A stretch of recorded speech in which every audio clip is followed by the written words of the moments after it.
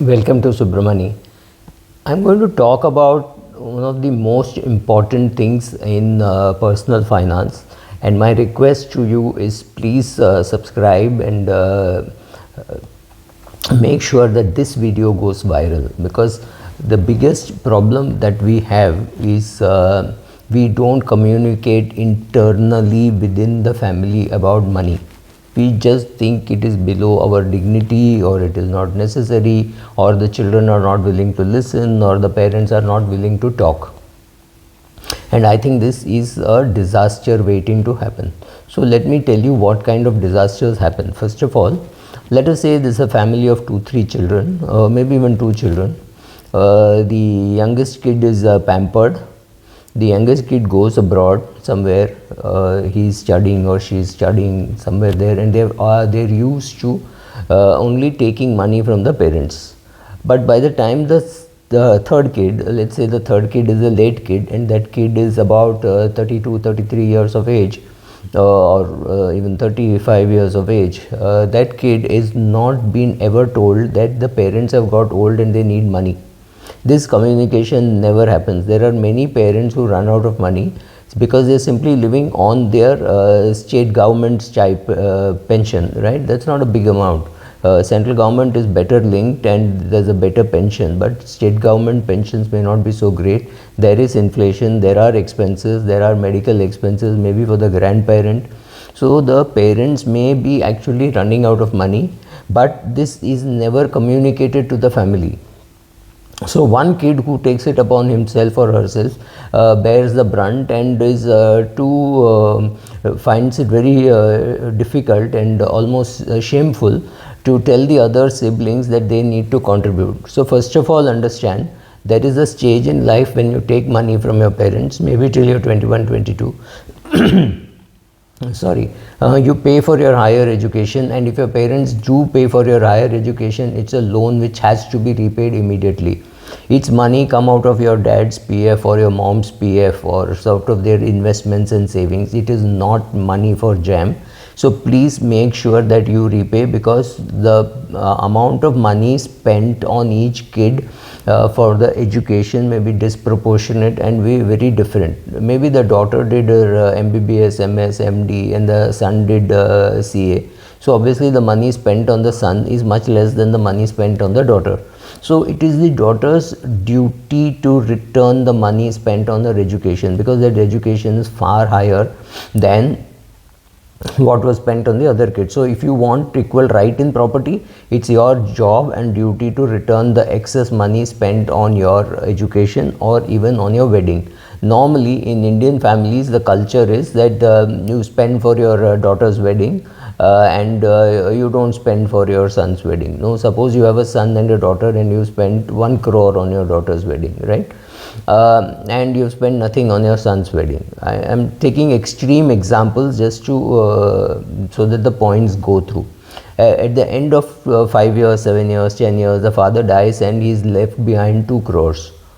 Is it fair to split the money as 1 crore each, or should the father say, look, I've already given 1 crore for you in your wedding, I did not spend anything on my son's education or son's marriage, so out of this 2 crores I'm deducting 1 crore for him, and out of the other 1 crore I'm giving you 50 lakhs each. Will we ever be able to talk like this at home? That's a question to ask. And if we do talk like this, it is easier to put it down in a will rather than saying, oh, my father died, he gave 50 lakhs to me and 1.5 crores to my brother.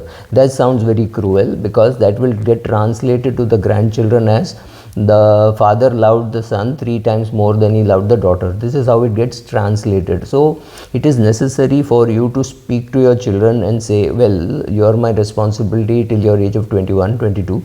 Beyond that, you are a paying guest in my house. You will pay for the rent, you will pay for the food, you will pay for the amount of times that we open the door for receiving your Amazon and Flipkart and Mantra packages, etc., etc. I mean, jokes apart, but it is necessary that we should talk about money to them so that they understand this. And this communication has to start when they are 6 or 7 years of age. Start talking about who should pay for wedding expenses, who should pay for higher education, what if the higher education is very high, right? I spent 5 lakhs on my daughter's education and 82 lakhs on my son's education. Is it fair that I distribute the property equally? I mean, if the property is 50 crores, then it doesn't really matter. But if the property is 2 crores, should you deduct the extra expense on a kid, right? So this is one question. The second question to answer is, what should you do when there is a death in the family? Now this question is very difficult to answer because everybody is emotionally doing something which is very different from what I think you should be doing. I'm not even saying anything about the mourning part or the social part, but the legal part. Suppose I die, the first job that my wife and daughter should do is get this house where I'm sitting transferred to my wife's name, because she is named as the nominee and she is named in the will.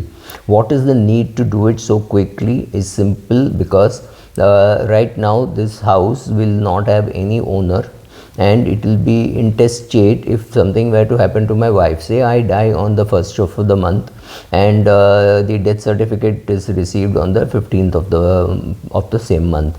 It is necessary that on 16th or 17th, keeping all emotions aside, this house should get transferred to my wife. And a far more important thing, my wife should immediately make a will, right? The will can be made even earlier. But obviously on the earlier date she won't be the owner of the property, so technically no, but on the day of getting this house transferred, she should make a will saying, my house number 1 which I had that stays, my daughter is my husband was the nominee, now I'm changing it to my daughter. This house which belonged to my husband has now come to me, I am the owner of this. My husband had me and my husband, we had got married on this date, etc., etc. Typically, as a will says, this is my PAN number, this is this, and this also I'm willing to my daughter. This is absolutely necessary, because you can leave your house without a will or without a nominee for 10-15 days, but don't do beyond that. Don't stretch your luck. I've seen too many couples dying within very short span of each other. It happened to my dad's sister and her husband. They died within 10 days of each other after 73 years of being married, right? So a long innings, but this is what happened. They died within 10 days of each other. In those 10 days, you don't even get the death certificate. So the minute you get the death certificate, go to your society and get this house transferred. Immediately, similarly, there will be many mutual funds, etc., which you may have kept as either or survivor without a nominee. This should never have happened, but in case you have that, immediately go and add a nominee to that. Now the problem is, this will never be done by the widow or by the children. They would be too emotional. So somebody near the family, some chartered accountant or lawyer or brother-in-law or sister-in-law, somebody who understands, should make sure that all these legal documents are done, hopefully within 20 days of the death, or within 5-6 days of getting the death certificate. This is very, very important. We don't give enough importance to the legal portion, and that could be causing trouble. I'm also going to talk about in another video about senior citizen homes. So, and what mistakes people make while selecting, while going, whether they should go, etc. Very quickly. Thank you.